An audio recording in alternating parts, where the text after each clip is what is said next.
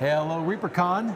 Here we are, ReaperCon 2023. I'm here with Joseph Wolf, the developer, lead writer, lead sled dog for Reaper Miniatures Dungeon Dwellers role-playing game. And so we're excited to let everybody know. We've been passing out postcards all weekend long. These little, cool little postcards. You see that? That we've got a Dungeon Dwellers RPG Kickstarters coming in October. And it's got a little thing on the back that if you want to, you can scan the QR code. It'll take you to a page where you enter an email address and you can sign your name up, and we'll send you a notice when DDRPG goes live. The URL is reapermini.com/DDKS, like as in Dungeon Dwellers Kickstarter.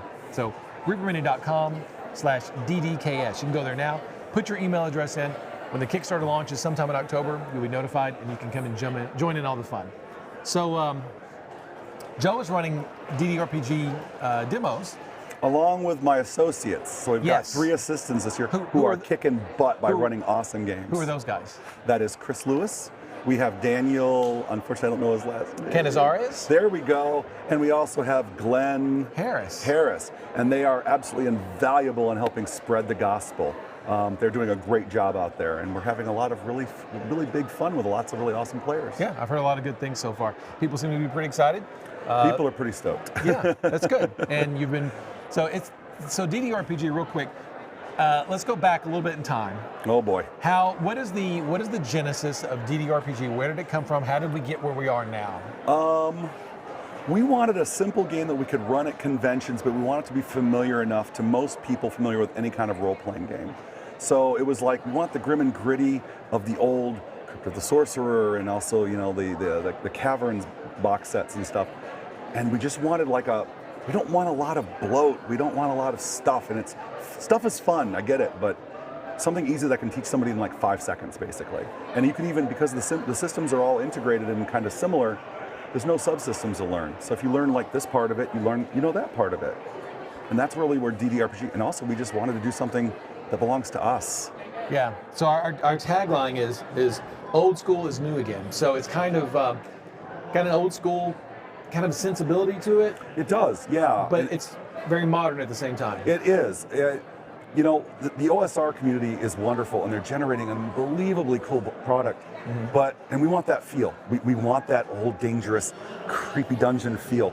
But what we don't want is like super heroics. And so characters at all levels are a little fragile. And you know, one good hit could nuke you. Death is real. Death is real. But we do give you lots of options on how to tweak the stuff to, you know, maybe make it a little softer, or, you know, maybe, you know, enhance this or that. But it's really the game I want to run. And it's gritty. We call it an evolution of the OSR. Yeah. Right? And it's a bridge product. It's like you love the 5th edition mechanics because they make sense, they're consistent. But you love the OSR gritty and, you know, death around the corner. You get pinched by a chimera and that's the end of it, you know? Yeah.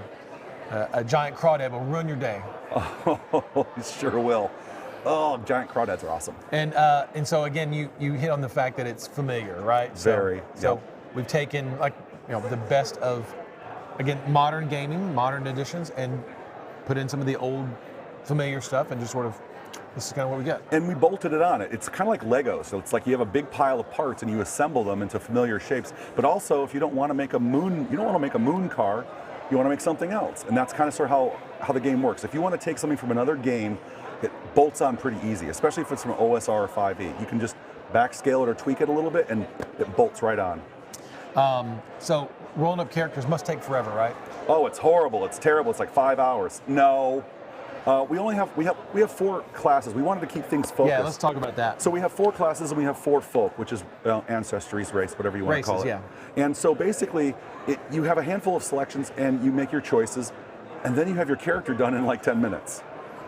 Maybe less, depending. But basically, your characters are not bloated. You don't have 45 things you can do. It's fighters fight, clerics do cleric stuff, and rogues do rogue stuff. And there's plenty of ways to tweak all that and make it, you know, if you want to have a fighter who pick locks, you can totally do that because of how backgrounds work. So yeah, talk about the skills real quick. So is there a skill system where you have to pick your skills? No. In fact, there is no skill system, but there's an implied skill/talent kind of mechanic. We call them ability checks. And everybody knows that fighters are going to be good at like intimidating people, and depending on how the fighter, they might be good at riding. But also everyone knows that rogues do rogue stuff, so they pick locks and they're sneaky. But beyond that, you also have your backgrounds, and backgrounds are like include like your trade and how your character was brought up. And ultimately, you tell me as the game master what you want your character to be good at. And if you want a character who was an apprentice wizard but failed and didn't learn wizardry but still knows some wizardly knowledge and is now a fighter, that's perfectly reasonable. The game master and players come to an agreement, and they basically say, this is your character stuff, and over time you can add stuff to your character. If you spend 6 months at sea, you're going to learn how to pilot the ship. Right. You're going to learn how to work the rigging. So all of those things can be added to your character, and there's no arbitrary limits in terms of points or slots or anything else. So, and the cool thing also is that even if your character is not good at riding, by level 20, you still have like a +4 or +5 to your roll because you've seen others do it. So you don't have to worry about characters that are grossly incompetent. Okay. So, game mastering. How's game mastering? Is it a lot of stuff to keep up with, or No, pretty easy? Not at all. In fact, most monsters and stuff are created for the very simple matrix. And so you just kind of sort of assign this X. You can convert monsters like that. I can do it on the fly. And so game mastery is just painless. What do you want to do? Great, roll your dice and see what happens. Right. And if you want to, for example, if you like something from a different edition or a different game and you want to add it to this, difficult, easy? Super easy. Super easy. You want to tack on something? I want to play a centaur. Hey, if your game master says it's cool, do it. You know, and it's not hard. Okay. Let's see, what else we want to talk about? The magic system. We talked about a flexible magic system. Right now, I'm currently working through the spell system because I want to clean a couple things up here and there. But basically what we want to do is we want every single spell to be scalable, and not by a little bit. Every spell should be modifiable by the players. I hate looking at a spell and go, well, I know you had a really good idea for shrinking the huge door down so that you can just push it out of the way. But unfortunately, the shrink spell says creature, and a door is not a creature, so you can't do it. That's garbage. I want you to feel like it's really magic, and it's like it does something cool, and it's in your hands to kind of tweak its effects. So if you want to make a frost version of a fireball and call it frostball, you can do that. And that's really the goal. Is we want you to make magic to me feel like magic again. Okay. And so probably with an old school game like this, probably just a few different types of equipment to select from. Well, according to my publisher, we have an extensive equipment list, perhaps too extensive, which even includes the concertina and bagpipes. Yep, pretty extensive. And also the suckling pig. I didn't see that. It's there. Okay. Okay. Right. Should pay attention. So anyways, we have a very nice lengthy equipment list, and what's also cool is because of the way the system works, you don't have to worry about ounces. I only have you worry about pounds. And so when you actually build up your gear list, you only worry about slots. And you get X number of slots to spend. And the more slots, the slower your character moves. It's not particularly difficult, and if you don't even want to use that mechanic, it's right in the Game Master's book. It says, hey, encumbrance, don't worry about it. But the equipment list is pretty extensive, and there's a lot of cool weapons. And because we use spaces instead of 5-foot squares, it's just an arbitrary meter, a lot of weapons that are big have reach, which means that the character standing in the second rank doesn't just stand around waiting to take their turn. They can actually reach over and through the other allies and actually hit the enemies one whole space away. So it's one of the things that makes our system unique. We have a lot of weapon traits. Okay, all right. Well, and dangerous was the last bullet point. Dangerous. It is lethal. I had a player this last session against the boss monster standing at some distance, roll the 20, followed by a 20, followed by a 19. She practically nuked the monster from orbit with an incredibly nasty critical hit. In our games, if you roll a couple 20s, you actually add additional dice of damage. So you can actually take out a dragon if you roll really, really well and get really, really lucky. It is possible. On the other hand, the dragon can also just go and finish you off too. Yeah, dangerous works both directions. It sure does. Okay. All right, so those are just a few of the bullet points that we're talking about here for this. Now, let's see, can you zoom in on these characters real quick? Let's see if you can see those guys. Okay. See if you can see these guys. So, there you go. These are going to be some of the, oops, we'll go this way. There we go. some of the minis that are going to be in the box. Now, right now, these are only available, only going to be available in the starter box. That may change at a later date, but right now, the only way you can get these is going to be in the starter box. You've got the halfling, the halfling rogue, the dwarf cleric, the elf wizard, and then you have the human fighter. So those are going to be your kind of our iconics, sort of. So they'll be in the box. Plus, going to be some monsters. We don't have those ready to show yet, but we're going to have a few monsters. So this Kickstarter is not going to be like a Bones Kickstarter with tons and tons and tons of minis. We're focused on the game and the paper products. We are going to have some minis available in the starter box and in the Kickstarter, but it'll be focused on the game itself. So let's take a look at, now this is just a mock-up box. So this isn't a final box, not the final design. Just something to show you guys. But let's take a look inside the box and see what we're planning on you guys getting in this Kickstarter. So, and we have handled a lot. That's why the edges are a little. We've been handling it a lot. Handling it quite a bit. People want to play with it. So here we have Joe here, the player's guide. Now all this is, nothing is final yet. We're still working on. Put it right here. There we go. We're still working on final titles. Nothing is final yet. We're still working on so many different things. So there's the Dungeon Dwellers Player's Guide.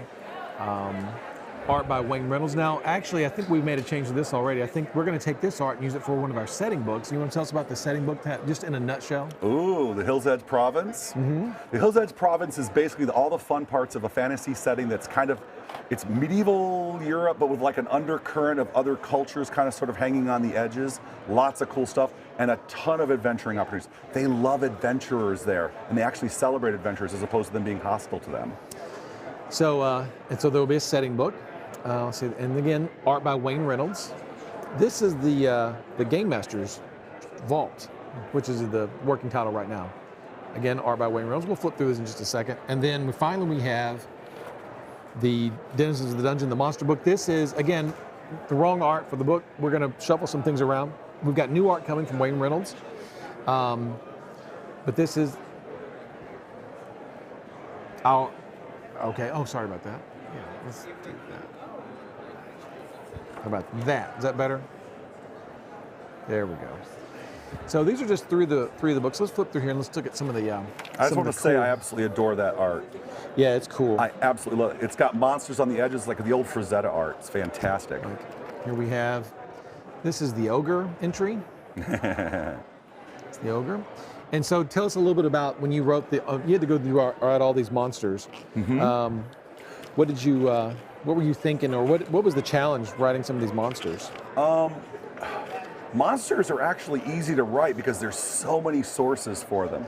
But what I thought was the most fun, to be honest, the most challenging was basically finding that sweet spot between where the monster's challenging and interesting, but not overpowered for the goal, right? You know, it's hit dice or whatever. But for me, the fun was finding the variants. So each monster has between 2 and 4 variants. Like we have 6 different kinds of owlbear, including one of which is quite small and makes a good pet. But we also have the great horned owlbear, which is enormous. So you have a lot of different ways, and I give you lots of suggestions on how to tweak. You want a fire-breathing chimera? Here's how you do it. It's really simple to tweak monsters. And if you want to steal something from somebody else's game, go for it. Conversion it just takes moments. Yeah, like the cockatrice here, for example, you've got a small version and a medium version. That's true. I resized a lot of monsters, so you're not stuck with, in my good old days, opening up the monster manual, I had one type of beetle. So what we did instead of here is we gave you an assortment of sized of beetles.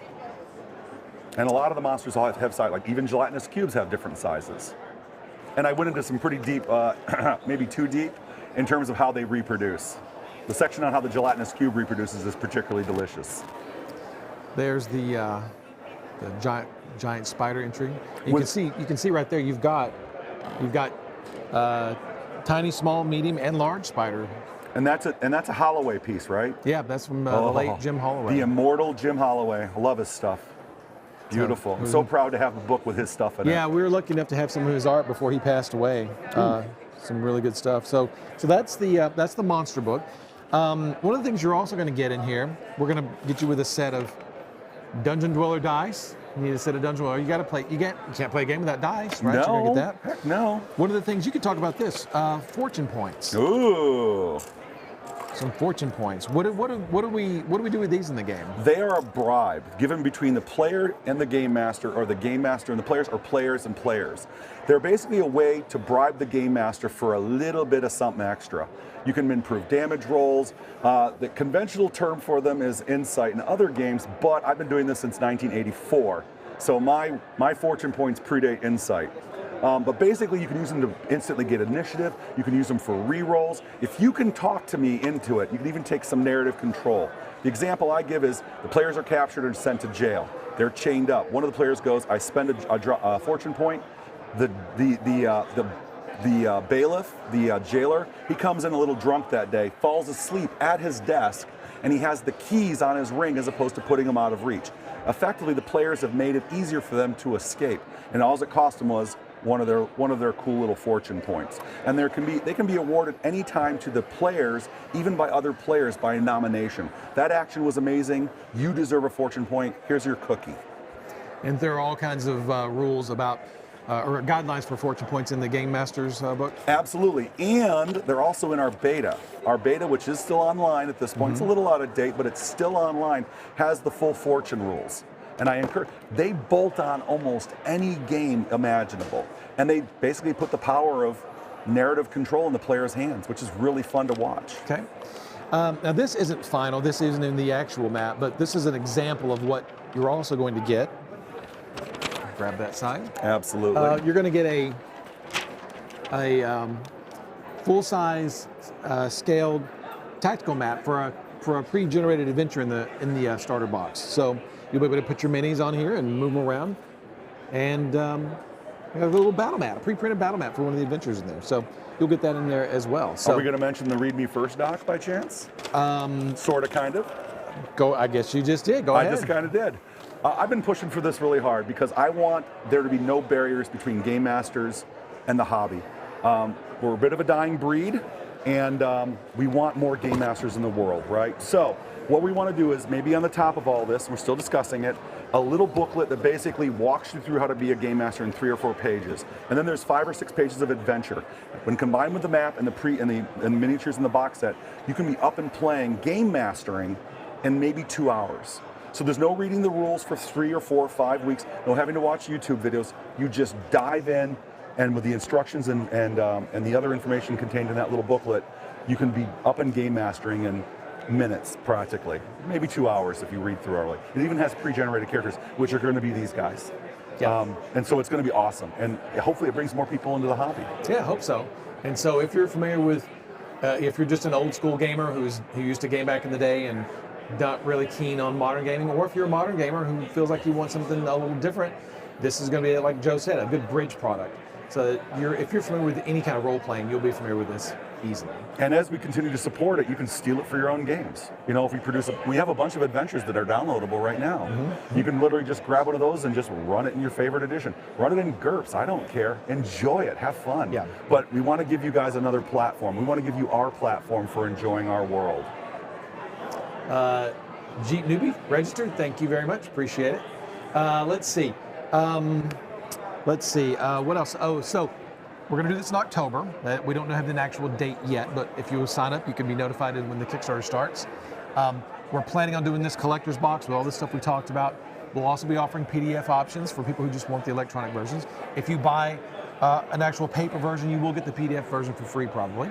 And then we have some extra. We'll probably be offering extra fortune points. Now, right now, the plan is to give you cardboard punch-out fortune points, but with enough pledges, enough backers, we'll make a stretch goal where we can upgrade you to metal fortune points. Maybe with an attractive dice bag, maybe with a certain logo. Maybe a dice bag. Maybe a dice bag. Maybe. Right now, we're talking about paperback covers, but that could be evolved into hardback covers as well. So it's all, the sky's the limit. So we're hoping to get out there and do well with this. We're very excited, so we're planning on it. So if you come by ReaperCon this weekend, we're running demos all weekend, today and tomorrow. You can jump in, play games, explore DDRPG for yourself. Come by and get a ticket. Plenty of room for you guys to come in and have a good time. So, and even if you just want to just come in and have a chat with me, grab me, and we'll have a chat about DDRPG. We'll swap stories about killing dragons and stuff. But the bottom line is, this is for all of us. This isn't just my endeavor. This is written for all of us. And if you want to chat about it online, you can go to the Reaper forums. There is a Dungeon Dwellers subforum. Is that correct? We do, and we also have a Discord. Also have the Discord. We don't have the don't have the link for that, but you can find it, right? Yep, it's in the Reaper Minis tree, and it's just something DDRPG. DDRPG. Yep. DDRPG. And I'm posting stuff there all the time, so I'm always posting. Here's my version of the sleep spell. Here's my version of this, and you're always getting little peeks behind the curtain. So, and again, everything is still sort of nothing's final yet. So we're still a lot of things to work out, but we're excited for where it's going, and we're can't wait to get going. Yeah. So get on those platforms and tell us what you like and what you don't like. But don't just say I don't like this because it's not like X. Tell me what you wanted to do instead. I'm open to your feedback because, as I said, this is for you, not just me. And we do have plans beyond just this. Oh boy, do we ever. So we are going to be expanding our classes, some of the folk, and more things. We got a lot of things we want to do, but it all starts here in October with the Kickstarter. So please join us. Let's see if we can get this thing going and have a good time with it. Yeah. Well, Joe, thanks for stopping by and telling us about DDRPG. Glad to be here, man. Really appreciate it. Thanks for having me. You bet. And we'll be trying to put some more previews up on that DDKS page at some point, so keep checking that page out. So, all right. Sounds good. See you guys soon.